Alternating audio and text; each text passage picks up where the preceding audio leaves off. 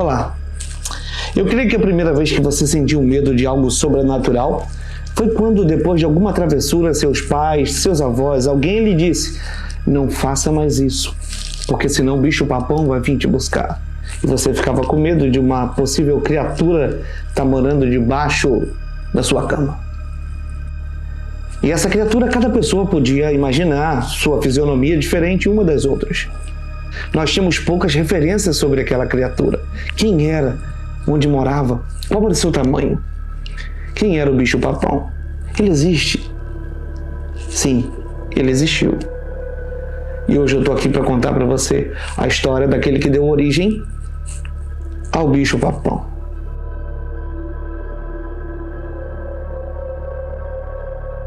Essa é uma história totalmente aterrorizadora. Você vai ficar chocado com o que você vai ouvir aqui. Então, se você é sensível a fatos sobre serial killers, te peço para não assistir esse vídeo. Vou contar para vocês hoje a história de Albert Fish, aquele que deu origem à lenda do bicho-papão. Vem comigo e bons sonhos. Querida senhora Buddy, no dia 3 de junho de 1928 eu a visitei. Após bater na porta, observei que sua netinha Grace estava dentro de casa e veio me atender. Eu tinha levado comigo queijo de maconha e morangos.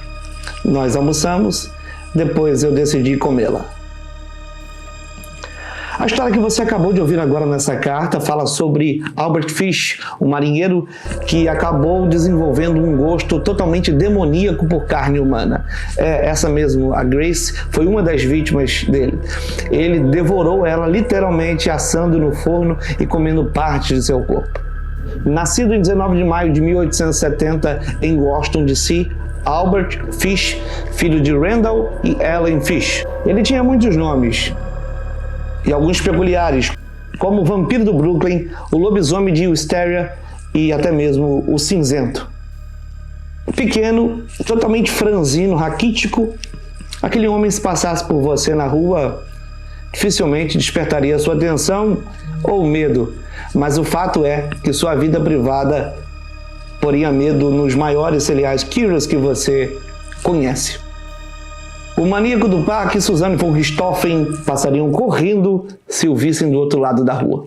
Quando crianças descobriram que Albert Fish sofria de problemas mentais, assim como vários membros de sua família. Sua mãe, por exemplo, tinha alucinações frequentemente. Seu pai o teve, curiosamente, com 75 anos. E o seu pai falece quando o Fish tem apenas 5 anos. Porém, a mãe não tinha recursos para cuidar de Fish, então o colocou em um orfanato. Uma coisa curiosa é que enquanto as outras crianças apanhavam dos zeladores do orfanato, Fish desenvolveu um sadismo, desenvolveu uma diversão enquanto apanhava. Ele gostava, sentia prazer nas surras que levava. Eu estive lá até os 9 anos e apanhei muito. Eu via muitos meninos sendo surrados, escreveu uma vez. E foi aí que tudo começa. Eu vi meninos fazendo muitas coisas que não deveriam ser feitas. E quando Fish completa 10 anos, então sua mãe se torna autossustentável, tendo condições então de levá-lo para casa. Acontece que o estrago já estava totalmente feito. Fish então provocava sua mãe de modo com que a surrasse para que ele sentisse então prazer. Em 1882 ele desenvolve um relacionamento com um garoto. E nesse relacionamento ele desenvolve o desejo de coisas totalmente aterrorizadoras. Urolagnia e coprofagia. Ele comia fezes humanas e bebia urina. Ele se acostumou com práticas totalmente sadomasoquistas, como inserir agulhas em sua virilha e se espancar com um remo coberto de pregos.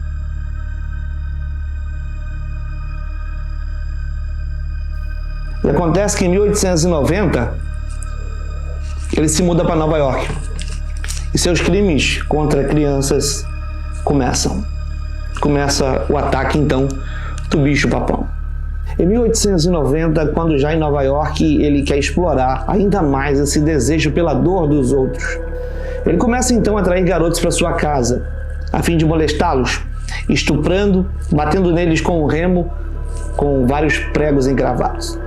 E surpreendentemente, em 1898, em casamento arranjado, ele se casa com a mulher e teve 6 filhos com ela, e não existe relato de abusos por parte dele para essas crianças. Ao contrário, dizia que ele cuidava muito bem dos filhos. Em 1910, ele trabalhava numa companhia de pintura em Delaware, lá onde ele conheceu Thomas Keating. Keating e Fish começam então um relacionamento totalmente sadomasoquista, consentido por Keating. Fish dá a entender no depoimento mais tarde que Keating poderia sofrer então de uma doença mental. Porém, ele era um mentiroso totalmente compulsivo. E a polícia tinha muita dificuldade de separar o que era ficção e o que era realidade daquilo que ele contava. 10 dias após o encontro inicial, Fish atrai Keating para uma fazenda abandonada, a fim de praticar sexo. Chegando lá, ele o tranca por 10 dias. Quando Keating chegou lá, ele se viu trancado.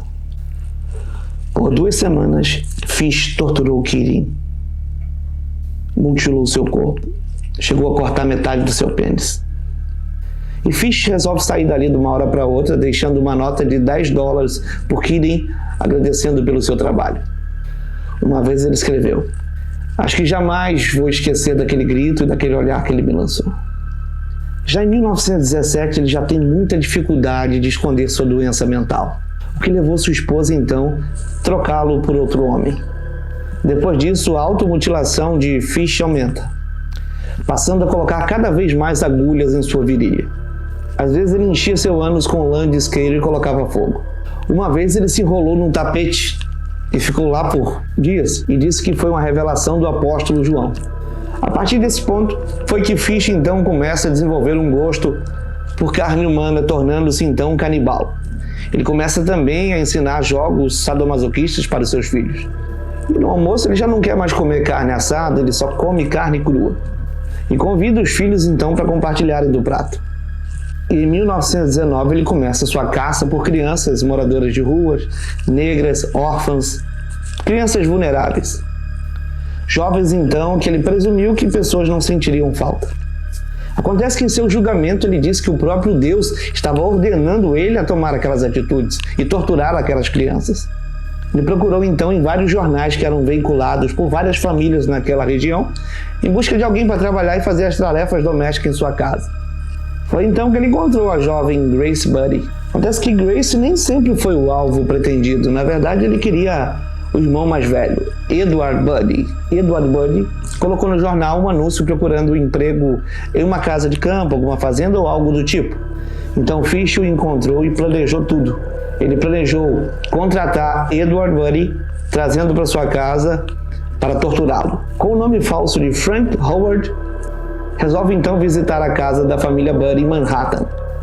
Nessa visita, ele encontra Edward Buddy e oferece um serviço dizendo que tem uma casa de campo que precisa de alguém com aquele vigor, com aquela disposição para trabalhar para ele. Edward então não hesitou e aceitou o trabalho para Albert Fish, que ali apresentava o nome de Frank Howard. Acontece que enquanto Edward Buddy refletia ali na cozinha sobre a oferta de Fish, ele nota uma jovem, Grace Buddy, uma jovem garota de 10 anos, parada à sua frente, na casa dos Buddy. Então ele teve um novo plano e não perdeu tempo. Enquanto discutiam sobre o emprego de Edward Buddy na fazenda fictícia de Albert Fish, Fish então disse que estava na cidade para ir no aniversário de uma sobrinha e convida então Grace Buddy para acompanhá-lo. Albert Fish era totalmente estranho, mas tinha uma aparência totalmente inocente e despretensiosa. Convenceu Delia então a permitir que Grace Buddy o acompanhasse. Acontece que depois disso, nunca mais Grace Buddy foi vista.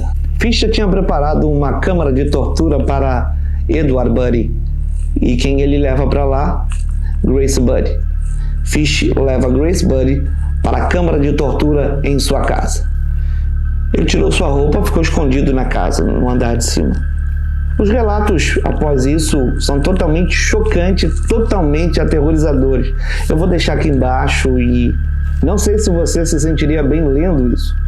Fish, em seu julgamento, alega que teria mutilado mais de 100 crianças, porém foram apenas 3 vítimas confirmadas. Nos Estados Unidos, Albert Fish ficou conhecido como Boogeyman, algo que para nós é o bicho-papão.